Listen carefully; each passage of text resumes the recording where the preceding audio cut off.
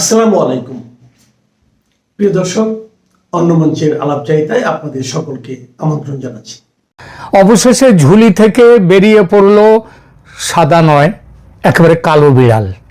শরীফ ওসমান হাদির ভাই শরীফ ওমর হাদি এবং ওসমান হাদির দল ইনকিলাব মঞ্চ এই হত্যার জন্য অভিযোগের আঙুল সরাসরি তুলেছে অন্তর্বর্তী সরকারের প্রধান উপদেষ্টা তথা শান্তির নোবেল জয়ী ডক্টর মোহাম্মদ ইউনূসের দিকে।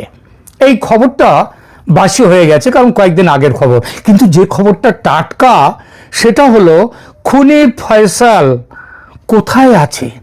জানা যাচ্ছে কঠোর নিরাপত্তার মধ্যে সে রয়েছে বাংলাদেশেই। এই তথ্য উঠে এসেছে আর কারো কাছ থেকে নয়, বাংলাদেশের সরকারি গোয়েন্দা সূত্রে। এই এক গোয়েন্দা সূত্র থেকে ঊর্ধ্বতন কর্তৃপক্ষকে এই তথ্য জানালে এই বিষয়ে একদম চুপ থাকার নির্দেশ দেয়া হয়েছে। কেন এই নির্দেশ সেটা আশা করি বলার দরকার হবে না। আপনারা জানেন, হাদির পরিবার ও তার সংগঠন ইনকিলাব মঞ্চ প্রধান উপদেষ্টা ডক্টর মোহাম্মদ ইউনূস এবং অন্তর্বর্তী সরকারকে এই হত্যাকাণ্ডের জন্য পরোক্ষ এবং প্রত্যক্ষভাবে দায়ী করেছে। এর অর্থ খুনি যেমন অনেক সময় নিজে খুন না করে অন্যকে দিয়ে বা সুপারি কিলার দিয়ে খুন করায়, হাদির ক্ষেত্রেও ঠিক সেটাই হয়েছে। এবং সরকারি সংরক্ষণে হাদির খুনি এখনো বাংলাদেশে আছে। তাহলে সরকার তাকে ধরছে না কেন? কারণ তার নিয়োগকর্তা তো এই সরকার। আর সেটাই তো বলেছে ওমর হাদি, ওসমান হাদির ভাই। এই সরকার কোথায় আছে এখন সেই ফয়সাল, সে এই মুহূর্তে কোথায় আছে সে বলবো সে কথা, তবে পরে। ততক্ষণ আপনারা একটু ভাবতে থাকুন বাংলাদেশের কোথায় নিরাপদ আশ্রয়ে থাকতে পারে হাদির খুনি। অভিযোগের আঙুল যে শুধু ইউনূসের দিকে উঠেছে তা নয়, আঙুল উঠেছে অন্তর্বর্তী সরকারের দিকে সামগ্রিকভাবে। এটা বলার অপেক্ষা রাখে না যে এই সরকারের আসল চালিকা শক্তি হলো জামায়াতে ইসলামী দল। সুতরাং স্বাভাবিকভাবেই হাদি খুনে অভিযুক্ত হয়েছে স্বয়ং জামায়াত। ইনকিলাব মঞ্চের মুখপাত্র ওসমান হাদি গত 12 ডিসেম্বর ঢাকার বিজয়নগরে আততায়ীর গুলিতে আহত হন এবং পরবর্তীতে সিঙ্গাপুরে চিকিৎসাধীন অবস্থায় 18-19 ডিসেম্বর রাতে মারা যান। তার জানাজা পড়ান তার বড় ভাই আবু বকর সিদ্দিক। শাহবাগে অনুষ্ঠিত সেই জানাজায় ইনকিলাব মঞ্চ এবং হাদির পরিবার থেকে সরকারকে 24 ঘন্টার আলটিমেটাম দেওয়া হয়েছিল খুনিদের ধরবার জন্য। তারপরে অভিযোগ উঠছে হাদির পরিবারের পক্ষ থেকে, বলা হচ্ছে নির্বাচন বানচাল করতেই এই হত্যা। ইনকিলাব মঞ্চ অভিযোগ করেছে যে সরকার যদি জুলাই বিপ্লবীদের রক্ষা করতে না পারে তবে এই সরকারের ক্ষমতায় থাকার নৈতিক অধিকার নেই।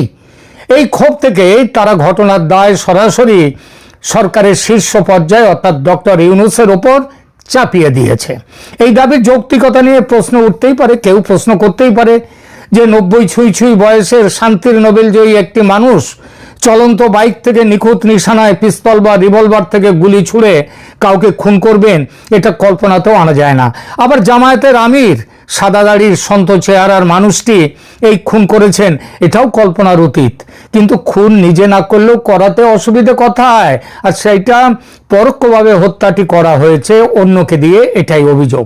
আমরা দেখব এই অভিযোগের সত্যতা কতটুকু। এই অভিযোগটি কেবলমাত্র শোক সন্তপ্ত পরিবার ও তার দলীয় কর্মীদের ক্ষোভ, নাকি এর পেছনে বিশ্বাসযোগ্য কারণ আছে? হাদির সম্ভাব্য খুনি কে হতে পারে, এই নিয়ে গত 16 ডিসেম্বর আমি একটা এপিসোড করেছিলাম। তার শিরোনাম ছিল হাদির খুনিকে ধরিয়ে দিলেন আগাথা ক্রিস্টি। সেখানে বলেছিলাম খুনির মোটিভ ধরে এগুলোই খুঁজে পাওয়া যাবে খুনিকে। অর্থাৎ এই খুনে যার বা যাদের লাভ সবচেয়ে বেশি সে বা তারাই হলো খুনি। হাদির খুনের ফলে উদ্ভূত পরিস্থিতিতে ফেব্রুয়ারির নির্বাচন আদৌ হবে কিনা এই সংশয় খুব বড়ভাবে তৈরি হয়েছে। নির্বাচন চাইছে না যারা, তাদের মধ্যে সবার আগে আছে জামায়াত ও এনসিপি। এবং অবশ্যই এই চাওয়াটা চলছে মোহাম্মদ ইউনূসের নেতৃত্বে। ইউনূস জানে নির্বাচন হলে তার রাজা সাজার দিন শেষ। গত 1.5 বছর ধরে তার প্ল্যান প্রোগ্রাম চলেছে একটাই দিকে, নির্বাচন যাতে না হয় তার জন্য। এই ডিসেম্বরে এসে সেই লক্ষ্যেই হাদির হত্যা, একথা হাদির বড় ভাই প্রকাশ্যে বলেছেন। ইনকিলাব মঞ্চ সরাসরি এই অভিযোগ না করলেও বলেছে সরকার দায়ী, কেননা সরকার তাকে বাঁচাতে ব্যর্থ হয়েছে। ইউনূসের সরকার জানতো এমন অভিযোগ উঠবেই, তাই তারা শুরুতেই তদন্ত ছাড়াই হাদির ওপর আক্রমণের সঙ্গে সঙ্গে যে অসম্ভব দ্রুততায় ফ্যাসিস্ট আওয়ামী লীগ ও তাদের সংরক্ষক হিসেবে দাগিয়ে দিয়ে দোষ চাপালো ভারতের ঘাড়ে, এবং যেরকম পরিকল্পিতভাবে ভারত বিরোধী প্রচারকে তুঙ্গে নিয়ে গেল, তাতে খুব স্বাভাবিকভাবে এই সন্দেহ জাগে যে দায় অপরের ঘাড়ে চাপানোর এই চেষ্টা, কারণ দাল মে কুছ কালা হ্যায়। হত্যাকাণ্ডের পর প্রধান আসামি ফয়সাল করিম মাসুদ ওরফে দাউদ দেশ ছেড়ে ভারতে পালিয়ে গেছে জানিয়ে বাংলাদেশ সরকার দাবি জানায় ভারতের কাছে যে খুনি ফয়সালকে অবিলম্বে ফেরত দিক ভারত। মজা দেখুন, সরকার যখন বলছে এই কথা তদন্তের আগেই, তখন বাংলাদেশেরই পুলিশ বলছে ফয়সাল ভারতে চলে গেছে, এমন কোনো খবর নেই তাদের কাছে। ভারতের পুলিশের হাতে ফয়সালের গ্রেপ্তারেরও কোনো খবর নেই। তাহলে হাদির অনুসারীদের দাবি প্রশাসনের ভেতরে, মানে ইনকিলাব মঞ্চের লোকের দাবি যে তাদের প্রশাসনের ভেতরে লুকিয়ে থাকা ব্যক্তিদের সহযোগিতার কারণে খুনি পালিয়ে গেছে, খুনিরা পালিয়ে গেছে, যা সরকারের ব্যর্থতা। সুতরাং সরকার পদত্যাগ করুক। ভারতের বিভিন্ন গোয়েন্দা সূত্র জানাচ্ছে ফয়সালের একটা আওয়ামী লীগ অতীত আছে, এটা সত্যি, কিন্তু সে তো ওই সার্জিস আলম সমেত অন্য অনেক নেতারই আছে। এরা যেমন সুযোগ বুঝে রং পাল্টাচ্ছে, ফয়সালও রং পাল্টেছে, ফয়সালও তেমনি রং পাল্টেছে। এজন্যই তো সে জেল থেকে ছাড়া পেয়েছে, ইনকিলাব মঞ্চের ঘনিষ্ঠ হয়েছে এবং একইভাবে হাদির কাছ পর্যন্ত পৌঁছেছে। এই পৌঁছানোর ব্যাপারে গুরুতর একটা প্ল্যান তৈরি হয়েছে, যার সঙ্গে যুক্ত ছিল পাকিস্তানের আইএসআই। সবাই বুঝেছিল যেভাবে নির্বাচনের জন্য বিশ্বব্যাপী চাপ তৈরি হচ্ছে, তাতে দু একজনকে বলি না চড়ালে নির্বাচনের হাত থেকে নিস্তার পাওয়া যাবে না। এই বলিকা বকরা কে হবে? আওয়ামী লীগের কাউকে মারলে একটা পাতাও নড়বে না এখন, কারণ সেটা তো স্বাভাবিক। সুতরাং মারতে হবে আওয়ামী লীগ বিরোধী এবং তীব্র ভারত বিরোধী কোনো স্বপক্ষীয় নেতাকে, যাতে সহজেই দোষ চাপানো যায় ভারতের ঘাড়ে এবং দোষ চাপিয়ে দেশ জুড়ে তুলকালাম বাঁধানো যায়। এই তুলকালাম কাণ্ডের একটা অংশে সংখ্যালঘু হিন্দু হত্যা ঘটিয়ে চরম অস্থির অবস্থায় দেশ চলছে, এটা দেখানো যায়। অতএব এই পরিস্থিতিতে নির্বাচন সম্ভব নয়, এই সিদ্ধান্ত নেবে সরকার। আর ঠিক সেটাই হতে চলেছে। বলি চড়েছে হাদি। এই জন্যই বলেছি দাল মে কুছ কালা হ্যায়। দাল মে কুছ কালার আরও প্রমাণ আছে। কোনো রকম দাবি ছাড়াই যেভাবে রাষ্ট্রীয় শোক ঘোষণা হলো, মানে হাদির প্রতি প্রেম শ্রদ্ধা ইত্যাদি দেখানো হলো, বিদ্রোহী কবির সমাধির পাশে হাদিকে সমাধিস্থ করা হলো, তাতে এমন সন্দেহ ওঠে হাদির সমর্থকদের খুশ করে বা ঘুষ দিয়ে নজরুলের সমাধির পাশে হাদির সমাধি হোক, এমন দাবি যতদূর জানি ইনকিলাব মঞ্চ বা তাদের যারা সহযোগী তারা করেনি। তাহলে উপযাচক হয়ে হাদিকে এতটা মর্যাদা দিয়ে নজরুলের পাশে সমাধিস্থ করলো কেন সরকার? কারণ ওই যে আমরা হাদিকে কত ভালোবাসি, কত শ্রদ্ধা করি। সরি, ইউনূস সাহেব তো বলেই দিয়েছেন হাদির আদর্শ কি, সেটা অবশ্য তিনি পরিষ্কার করে যদি একটু বলতেন, কিংবা হাদি যদি সেটা জানাতেন, তাহলে বোঝা যেত। হাদির স্মৃতির প্রতি যথেষ্ট শ্রদ্ধা জানিয়েই বলছি, তিনি এত বড় সম্মান পাওয়ার যোগ্য রাজনৈতিক কোনো বড় নেতা নন যে কাজী নজরুলের সমাধির পাশে তার জায়গা হবে। আচ্ছা ধরুন তো, কলকাতায় গঙ্গার পাড়ে নিমতলা ঘাটে রবি ঠাকুরের স্মৃতি সমাধি, তার পাশে অন্য কারো সমাধি তৈরির কথা এত বছরেও ভাবতে পারিনি কেউ। এটা ভাবাটাই রবি ঠাকুরকে অপমান করা, ওটা মানে করা তো দূরের কথা। ওসমান হাদির মরদেহ কাজী নজরুলের সমাধির পাশে সমাধিস্থ করে যত না সম্মান দেখানো হলো হাদিকে, তার হাজার গুণ অপমান ও অসম্মান করা হলো কাজী নজরুলকে। খুশ করে ও ঘুষ দিয়ে নিজেদের পাপ ঢাকতে ব্যস্ত অন্তর্বর্তী সরকার এই দিকটা ভাবেনি। এই ঘটনা নিয়ে এখনই এত সমালোচনা হচ্ছে যে ভবিষ্যতে এমন দিন আসতেই পারে যখন হাদির সমাধি থেকে তার শরীরের অবশিষ্টাংশ তুলে নিয়ে অন্য কোথাও নিয়ে যাওয়া হবে সমাধি দেওয়ার জন্যে। মিলিয়ে নেবেন কথাটা। ফয়সালের কথায় আসি, সে তো আর কর্পূর নয় যে জলজান্ত মানুষ হয়ে একবারে উবে যাবে। সে তাহলে এখন কোথায়? গত 2-3 মাস ধরে ভারত তার সীমান্তে নিরাপত্তা এতটাই জোরদার করেছে যে লুকিয়ে ভারতে ঢোকা এখন কার্যত অসম্ভব। কেউ বলতেই পারেন হাদি খুনের ভারতীয় ষড়যন্ত্রের অংশীদার হয়ে তার ভারতে আসার অসুবিধে কোথায়? তাদের উদ্দেশ্যে পাল্টা জিজ্ঞাসা, এক, হাদি এমন কে বড় নেতা যে তাকে ভারত খুন করতে যাবে? হাদিকে তো বাংলাদেশের রাজনীতিতে চুনোপুঁটি বললেও বেশি বলা হয়। কজন তার নাম আগে শুনেছেন বলুন দেখি? গুলি খাওয়ার পর এবং সরকারের প্রতিক্রিয়ার সৌজন্যে ও মিডিয়ার কল্যাণে আজ সে এত বড় শহীদ, তাই নয় কি? 2, সরকারের কাছে যদি খবর থাকে খুনি ফয়সাল এই রাস্তা ধরে এই সীমান্ত দিয়ে বাংলাদেশ ছেড়েছে, ভারতে ঢুকেছে, তাহলে সেখানে পুলিশ বিজিবিকে কেন কাঠগড়ায় তোলা হচ্ছে না? গোয়েন্দা সূত্রের খবর, এবার আসি যে সে এখন কোথায় আছে ফয়সাল। খুনি ফয়সালকে গোয়েন্দা সূত্র জানাচ্ছে যে খুবই সুরক্ষিত জায়গায় রেখে দিয়েছে ইউনূস প্রশাসন, এবং সেই জায়গাটি বাংলাদেশের অভ্যন্তরে এবং আরও স্পষ্টভাবে জায়গাটি ঢাকাতেই। সেই জায়গাটি কোথায় হতে পারে? ঢাকার। ভারতীয় গোয়েন্দা সূত্রও জানাচ্ছে ওই বাংলাদেশের এক গোয়েন্দা সূত্রের সঙ্গে যে ফয়সাল আছে ফয়সাল আছে ঢাকার পাকিস্তান দূতাবাসে। এমনিতেই দূতাবাসে তল্লাশি চালাতে পারে না কোনো দেশের পুলিশ, আর যে দেশের পুলিশের ইচ্ছা নেই সে দেশ তো আরোই করবে না তল্লাশি। ভিয়েনা কনভেনশনের স্পষ্ট নির্দেশ। আর এক্ষেত্রে তো বাংলাদেশ সরকার নিজেই হাদির খুনির জন্য এই গোপন ব্যবস্থা করেছে, তল্লাশির কথাই ওঠে না, তাই নয় কি? খেয়াল করে দেখুন, যে উচ্চগ্রামে পৌঁছেছিল হাদির খুনিকে বাংলাদেশ সরকারের হাতে তুলে দেওয়ার দাবি গত কিছুদিন ধরে, সেই দাবি যেন হঠাৎই থেমে গেছে। কারণ সরকার বুঝতে পেরেছে খেলা ধরা পড়ে গেছে, থলি থেকে কালো বিড়াল বেরিয়ে পড়েছে। সুতরাং হাদির খুনিকে ধরা নিয়ে আর কিছু বলাটা এই মুহূর্তে আরও সরকারকে উলঙ্গ করে দেবে। অতএব চুপ করে গেছে ব্যাপারটা নিয়ে। ঠিক, তাহলে শেষ কথা কোথায়?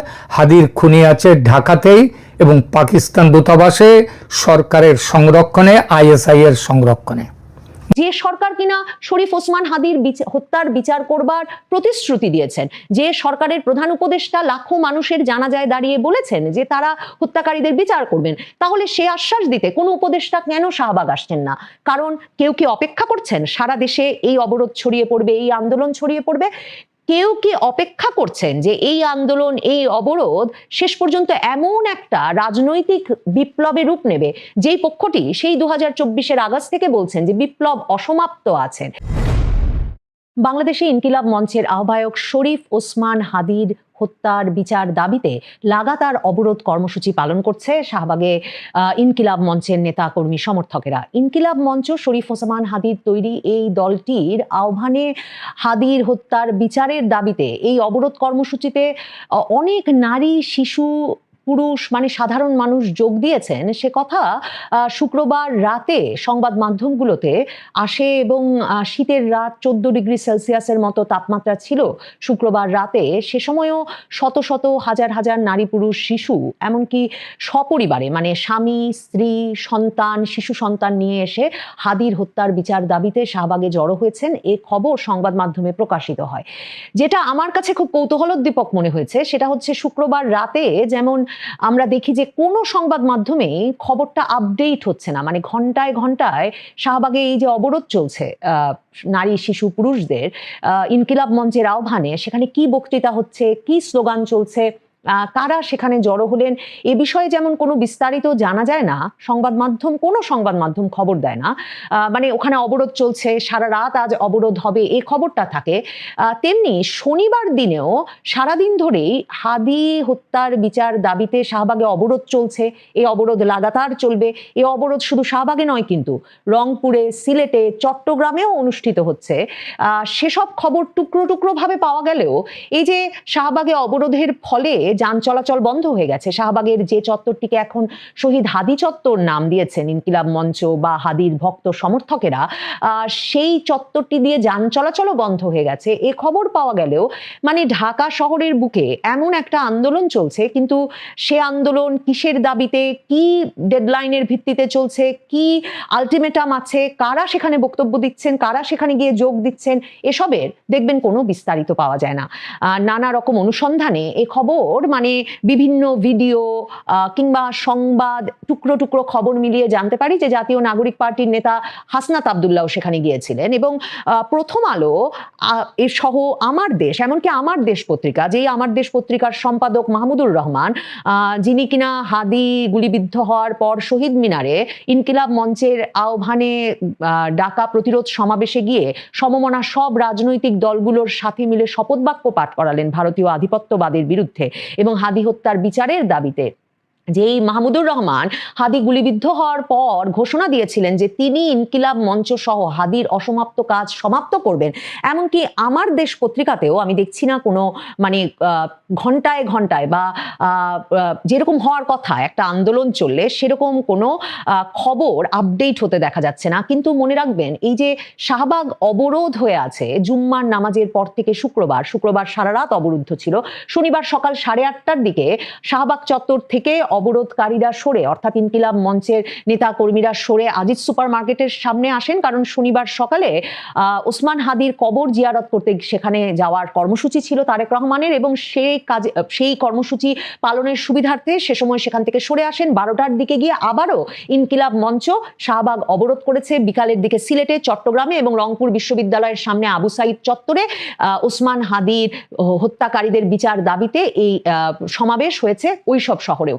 কিন্তু এমনকি আমার দেশ পত্রিকাতেও আমি কোনো ঘন্টায় ঘন্টায় আপডেট দেখতে পাচ্ছি না। কিন্তু বারবার যেটা বলছি যে কারা বক্তৃতা দিচ্ছেন, কারা ওই অবরোধের নেতৃত্বে আছেন, কোন স্লোগান চলছে, এসবের কোনো নমুনা পাওয়া যায় না। ইনকিলাব মঞ্চের ফেসবুক পেজে গেলে কিছু টুকরো খবর পাওয়া যায় বটে। সম্ভবত এর একটা কারণ এটা হতে পারে যে 18ই ডিসেম্বর ওসমান হাদি নিহত হওয়ার খবর আসবার পর ইনকিলাব মঞ্চ আগেই যে বলে রেখেছিল যে হাদি ভাইয়ের হত্যা মানে মৃত্যুর খবর আসা মাত্র দলে দলে এসে আপনারা শাহবাগে জড়ো হবেন, বিক্ষোভ সমাবেশে জড়ো হবেন। সেই বিক্ষোভ সমাবেশ যখন চলছিল তখন সারা বাংলাদেশে, বিশেষ করে ঢাকা শহরে ডেইলি স্টার, প্রথম আলো, ছায়ানট সহ চট্টগ্রামের ভারতীয় হাইকমিশনের বাসভবনের দিকে মানে এরকম নানা জায়গায় ভাঙচুরের চেষ্টা, হামলা প্রচেষ্টা, বিশেষ করে প্রথম আলো, ডেইলি স্টার, ছায়ানটে ঘন্টার পর ঘন্টা ধরে ভাঙচুর ঘটে। ডেইলি স্টার, প্রথম আলো অফিসে আগুন জ্বালানো হয়, এবং আজকেও সম্পাদক নুরুল কবির, নিউ এজ সম্পাদক, যিনি কিনা ডেইলি স্টারে যখন ভাঙচুর অগ্নিসংযোগের ঘটনা ঘটছিল তখন সেখানে আটকা পড়া সাংবাদিকদের বাঁচাতে গিয়ে মবের শিকার হয়েছিলেন, তিনি বলেছেন যে সরকারের একটা পক্ষ নিশ্চিতভাবে সংবাদপত্র অফিস এবং ছায়ানটের ওই অগ্নিকাণ্ড ভাঙচুরের সঙ্গে জড়িত। নাহিদ ইসলাম, জাতীয় নাগরিক পার্টির নেতা, তিনিও কিন্তু কদিন আগে এই কথা বলেছেন যে সরকারের একটা পক্ষ সেখানে জড়িত ছিল। মানে কি যে ঘটেছিল 18ই ডিসেম্বর রাতে, ওই ক্ষোভের দিনে, যে ক্ষোভের দিনেই কিন্তু আবার ওসমান হাদির মৃত্যুর খবরের দিনেই কিন্তু, সেই রাতেই কিন্তু দীপু চন্দ্র দাস ময়মনসিংহের ভালুকায়, সেই সংখ্যালঘু পরিবারের সদস্য একজন গার্মেন্টস শ্রমিক, তাকেও যে পিটিয়ে মারা হলো, পুড়িয়ে হত্যা করা হলো, সেই ঘটনাটিও ওই একই রাতে ঘটলো। এমন একটা বিক্ষোভময় এবং সংঘাতপূর্ণ রাতে পরিণত হয়েছিল ওসমান হাদির মৃত্যুর খবর আসার রাতটা।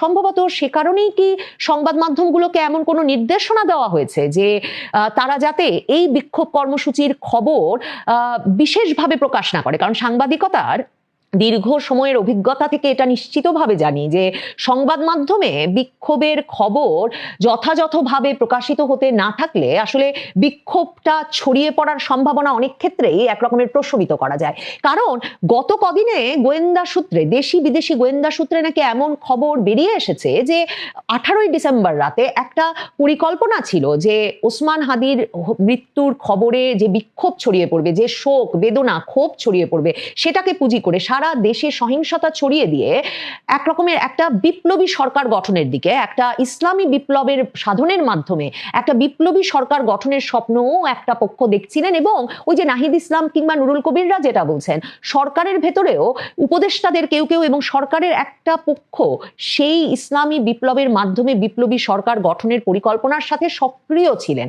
কাজেই হাদি হত্যা হলেন কার দ্বারা, মানে হাদিকে হত্যা করলেন কারা?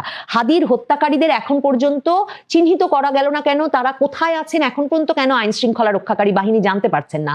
হাদির হত্যাকারীদের এখন পর্যন্ত গ্রেফতার করা গেল না কেন? বিচার কাজ শুরু করার কথা হচ্ছে, দাবি আছে ইনকিলাব মঞ্চের, কিন্তু সেই দাবির প্রেক্ষিতে মানে এই যে দ্রুত বিচার হবে বলা হচ্ছে, কিন্তু হাদির হত্যাকারীরা কি ভারতেই পালিয়ে গেছে এই কথাটাও, মানে তাদের এমনকি তাদের অবস্থানের বিষয়টাও সুনির্দিষ্টভাবে এখনো কেন সরকার আইন শৃঙ্খলা রক্ষাকারী বাহিনী জানাতে পারছে না? ক্ষোভটা, ইনকিলাব মঞ্চের ক্ষোভটা কিন্তু সেই জায়গায়। এবং তারা এখন বলছে ততক্ষণ তারা শাহবাগ ছাড়বে না, এখনো তাদের লাগাতার অবরোধটা ঢাকা কেন্দ্রিক। তারা বলছে তারা লাগাতার অবরোধ থেকে উঠে যাবে না, শাহবাগ ছাড়বেন না যতক্ষণ পর্যন্ত না হাদির হত্যাকারীদের গ্রেফতার করা হবে। এবং তাদের সবচেয়ে বড় দাবি হচ্ছে যে সরকারের উপদেষ্টারা আসবেন, এসে তাদেরকে বলবেন হাদির হত্যাকারীদের বিচারে তারা কি কি পদক্ষেপ নিয়েছেন, কি কি অগ্রগতি হয়েছে। আপনাদের মনে থাকবে এর আগে কিন্তু ইনকিলাব মঞ্চে দাবি ছিল স্বরাষ্ট্র উপদেষ্টা, আইন উপদেষ্টা এবং স্বরাষ্ট্র মন্ত্রণালয়ে প্রধান উপদেষ্টার যে বিশেষ সহকারী খোদা বক্স চৌধুরী, এই তিনজনকে পদত্যাগ করতে হবে হাদি হত্যার বিচারে যথেষ্ট অগ্রগতি করতে না পারার পর। এরপর এরই মধ্যে প্রধান উপদেষ্টা স্বরাষ্ট্র মন্ত্রণালয়ের বিশেষ সহকারী খোদা বক্স চৌধুরী কিন্তু পদত্যাগ করেছেন। এখন হাদির ইনকিলাব মঞ্চের নেতাদের দাবি হচ্ছে যে উপদেষ্টাদের আসতে হবে শাহবাগে, এসে ব্যাখ্যা করে বলতে হবে হাদি হত্যায় কি অগ্রগতি হয়েছে। মানে তার মানে তাদের যে দাবিগুলো, সেই দাবিগুলো কিন্তু এক রকমের পরিবর্তনশীল। অন্যদিকে দেখেন যে সরকারি বা এই অবরোধ চলতে দিচ্ছে, কিন্তু উপদেষ্টাদের কেউ এসে কেন সেখানে কথা বলছেন না, কেন এই অবরোধ প্রশমনের চেষ্টা করছেন না? তার মানে কি এমন একটা আশঙ্কা করবার কারণ আছে যে এই সমাবেশ হয়তো একটা জাতীয় সমাবেশে সারা দেশে ছড়িয়ে পড়তে পারে, সারা দেশে এই সমাবেশে থেকে এমন একটা বিক্ষুব্ধ জনগোষ্ঠী এরপর যে কোনো দাবিতে, যেমন ধরুন এই দাবি তো উঠেছে ইনকিলাব মঞ্চের তরফে যে হাদি হত্যার বিচারের আগে কোনো নির্বাচন হতে পারে না, এরকম কোনো দাবিতে সারা বাংলাদেশে আন্দোলন ছড়িয়ে পড়বে। সরকারের কোনো পক্ষ বা সরকারের ওপর প্রভাবশালী কোনো রাজনৈতিক পক্ষ কি চাইছে যে এই আন্দোলনটি বড় হোক, সাধারণ মানুষের ক্ষোভ বিক্ষোভ এর ওপর ভিত্তি করে এই আন্দোলনটি এত বড় হয়ে উঠুক যে সারা দেশে একটা রাজনৈতিক বিক্ষোভে এটি রূপ নিক? মানে অনেক সম্ভাবনা তো থেকে যায় যদি লাগাতার অবরোধের সুযোগ দেওয়া হয়, অথচ সরকারের তরফে যারা অবরোধ করছেন, যারা বিক্ষোভ করছেন, এবং যে সরকার কিনা শরীফ ওসমান হাদির হত্যার বিচার করবার প্রতিশ্রুতি দিয়েছেন, যে সরকারের প্রধান উপদেষ্টা লাখো মানুষের জানাজায় দাঁড়িয়ে বলেছেন যে তারা হত্যাকারীদের বিচার করবেন, তাহলে সে আশ্বাস দিতে কোনো উপদেষ্টা কেন শাহবাগ আসছেন না? কারণ কেউ কি অপেক্ষা করছেন সারা দেশে এই অবরোধ ছড়িয়ে পড়বে, এই আন্দোলন ছড়িয়ে পড়বে? কেউ কি অপেক্ষা করছেন যে এই আন্দোলন, এই অবরোধ শেষ? ইনকিলাব মঞ্চের আহ্বায়ক শরীফ ওসমান হাদি হত্যায় মূল অভিযুক্তরা এখনো ধরাছোঁয়ার বাইরে। হত্যার কয়েক ঘন্টা না যেতেই প্রধান অভিযুক্ত ফয়সাল করিম মাসুদ ও সহযোগী আলমগীর শেখের ভারতে পালিয়ে যাওয়ার তথ্য ফেসবুকে ছড়িয়ে দেয় সরকার সমর্থকদের একটি অংশ। তবে সেই দাবির সত্যতা 2 সপ্তাহেও নিশ্চিত করেনি তদন্তকারী কর্তৃপক্ষ। উল্টো সরকার এবং পুলিশের পক্ষ থেকে বলা হয় বিদেশে পালানোর সুনির্দিষ্ট কোনো তথ্য তাদের কাছে নেই। হাদিস সমর্থকেরা পাল্টা অভিযোগ তুলে বলেছেন বিভিন্ন ভিত্তিহীন তথ্য ছড়িয়ে দিয়ে সন্দেহভাজনদের রক্ষার চেষ্টা চলছে। এর মধ্যে বোমা ফাটিয়েছেন কিংস পার্টি এনসিপির সদস্য সচিব আক্তার হোসেন। বলেছেন খোদ রাষ্ট্রযন্ত্র কিংবা প্রশাসন এ হত্যায় জড়িত থাকতে পারে। এমন অবস্থায় খুনিদের গ্রেফতার এবং বিচারের দাবিতে শাহবাগে নতুন করে শুরু হয়েছে অবরোধ। এর আগেও এমন অবরোধ করে আলটিমেটাম দেওয়া হয়েছিল, তবে এবার অনির্দিষ্টকালের জন্য অবস্থান নেয়ার ঘোষণা দিয়েছে ইনকিলাব মঞ্চ। হাদির মৃত্যুর পর ঢাকায় ব্যাপক সহিংসতা, জামাতের বিরুদ্ধে সুশীল সমাজের অভিযোগ, তারেক রহমানের দেশে ফেরার মধ্যে শাহবাগে অবস্থান নেওয়ার ঘটনায় আবারও বাড়ছে উত্তেজনার পারদ। সরাসরি সরকারের বিরুদ্ধে তোপের প্রেক্ষাপটে এই কর্মসূচির রেশ শেষ পর্যন্ত কোথায় করায় তা নিয়ে আছে উদ্বেগ। বিস্তারিত জানতে চলুন যাওয়া যাক বিশ্লেষণে।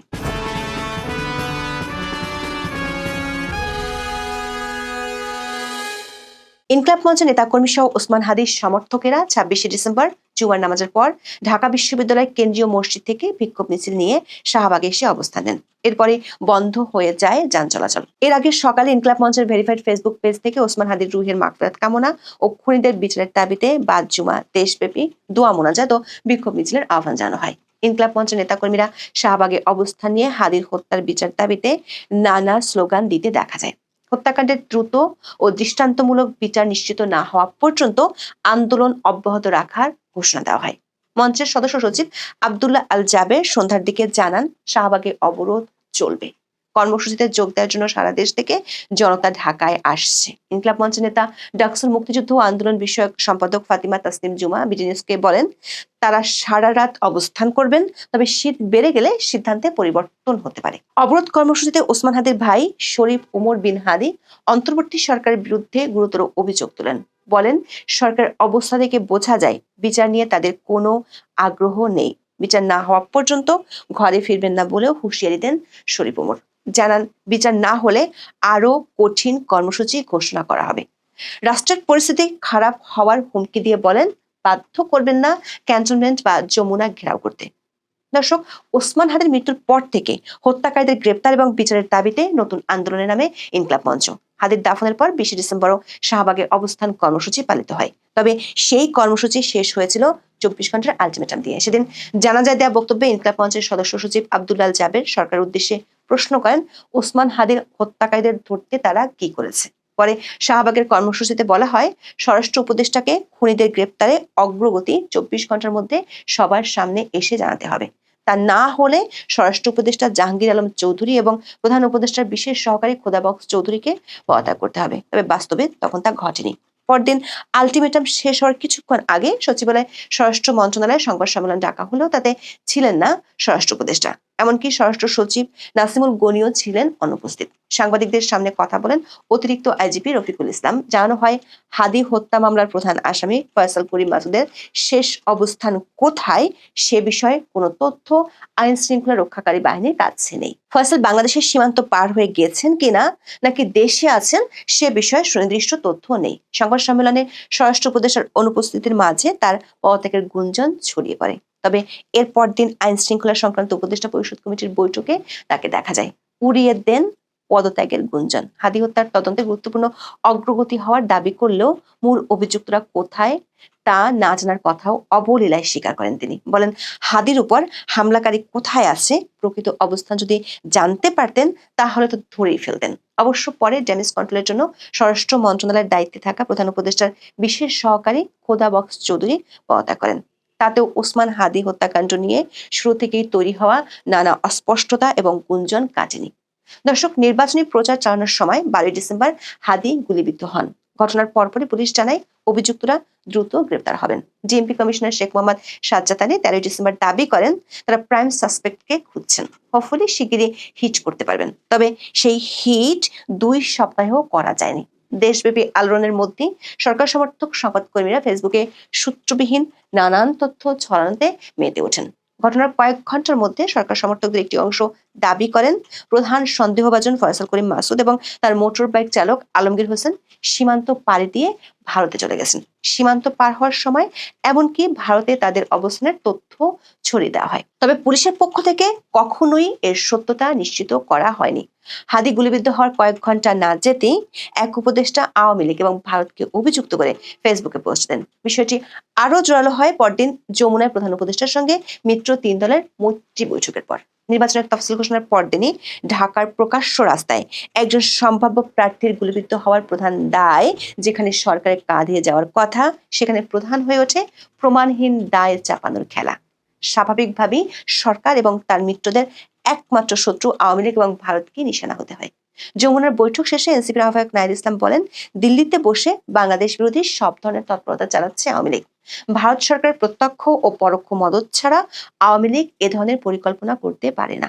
বাংলাদেশকে অস্থিতিশীল করার জন্য আওয়ামী লীগকে নানা সহায়তা করছে ভারত। সেই থেকে হাদি হত্যাকারীদের গ্রেপ্তার ও বিচারের চেয়ে বড় হয়ে ওঠে ভারত বিরোধিতা। একাধিকবার ভারতের হাই কমিশনার প্রণয় ভার্মাকে তলব করা হয়। বিষয়টি নিয়ে 2 দেশের কূটনৈতিক অচলাবস্থাও তৈরি হয়েছে। তবে হাদির ঘনিষ্ঠজনদের দাবি, সন্দেহভাজন হামলাকারীরা বাংলাদেশি আছেন।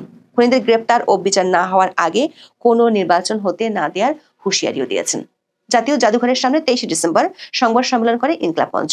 এতে 30 দিনের মধ্যে হাদির হত্যার বিচার নিশ্চিত করার দাবি জানানো হয়। 24 ঘন্টার মধ্যে বিশেষ ট্রাইব্যুনাল গঠন করে বিচার করার দাবিও জানায় সংগঠনটি। নেতারা বলেন, তা না হলে দেশে কোনো নির্বাচন করতে দেয়া হবে না। একই দিন শাহবাগে শহীদের শপথ কর্মসূচিতে হাদি হত্যার জন্য সরকারের একাংশকে দায়ী করেন তার ভাই শরীফ ওমর। বলেন, নির্বাচন বানচালের জন্যই পরিকল্পনা করে এই ঘটনা ঘটানো হয়েছে। অনেকটা ঠিক একই ভাষায় অভিযোগ করেছেন কিংস পার্টি এনসিপি নেতা আক্তার হোসেন।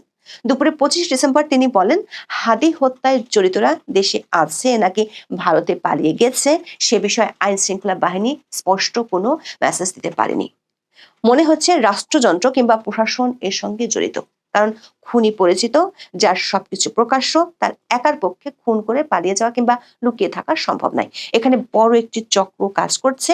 এ ধরনের ঘটনা প্রবাহের মধ্যেই শাহবাগ ব্লকেট শুরু করলো ইনকিলাব মঞ্চ। জুমার নামাজের পর 26 ডিসেম্বর শুরু হয় অবরোধ। আয়োজকরা বলছেন, পরিস্থিতি খারাপ করা হলে যমুনা ঘেরাও করা হবে। হাদি হত্যার জেরে এরই মধ্যে ভয়াবহ ঘটনার মুখোমুখি হয়েছে দেশ। তার মৃত্যুর খবর আসার কয়েক ঘন্টার মধ্যে আক্রান্ত হয় প্রথম আলো ও ডেইলি স্টার কার্যালয়। ব্যাপক হামলার পর আগুন ধরিয়ে দেওয়ার ঘটনা ঘটে। ডেইলি স্টার ভবনের ছাদে দীর্ঘ সময় আটকা পড়েন সমাজকর্মী সহ বেশ কয়েকজন। পরে তাদের উদ্ধার করেন ফায়ার সার্ভিস কর্মীরা। একই রাতে ধানমন্ডিতে ছায়ানট ভবন জ্বালিয়ে দেওয়া হয়। পরদিন পুড়িয়ে দেওয়া হয় পল্টনের উদীচী কার্যালয়। এরই মধ্যে 17 বছরের নির্বাসিত জীবন শেষ করে লন্ডন থেকে দেশে ফিরেছেন বিএনপির ভারপ্রাপ্ত চেয়ারম্যান তারেক রহমান।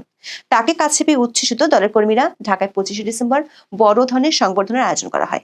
পরদিনও যোগ দিয়েছেন তিনি বিভিন্ন কর্মসূচিতে। তবে বিকেল থেকেই তারেকের খবর ছাপিয়ে সামনে আসছে ইনকিলাব মঞ্চের শাহবাগ ব্লকেট। তৈরি হচ্ছে বিভিন্ন ধরনের শঙ্কা। এই কর্মসূচি অনির্দিষ্টকাল চললে তার প্রভাব কি হতে পারে তা নিয়ে উঠছে প্রশ্ন। ডক্টর ইউনূস যে দেশসেরা নির্বাচনের গল্প শুনিয়েছেন, 1.5 বছরে তার শেষ দৃশ্যটি ক্রমশ পরিষ্কার হয়ে উঠছে। খোদ যমুনা ঘেরার হুঁশিয়ারি দিচ্ছেন তারই মিত্ররা। প্রশ্ন হলো, কেমন হতে যাচ্ছে আগামী 1.5 মাস? উৎসবমুখর নির্বাচনের কাল গল্পের পাখি এরই মধ্যে উড়াল দিয়ে হারিয়ে গেছে দূর আকাশে। ভোটের আগে নেমে আসছে আতঙ্কের নতুন নতুন দৈত্য। এসব দৈত্য পুতুলবন্দি করার ম্যাজিক কি আছে ম্যাজিক ম্যান ইউনূসের?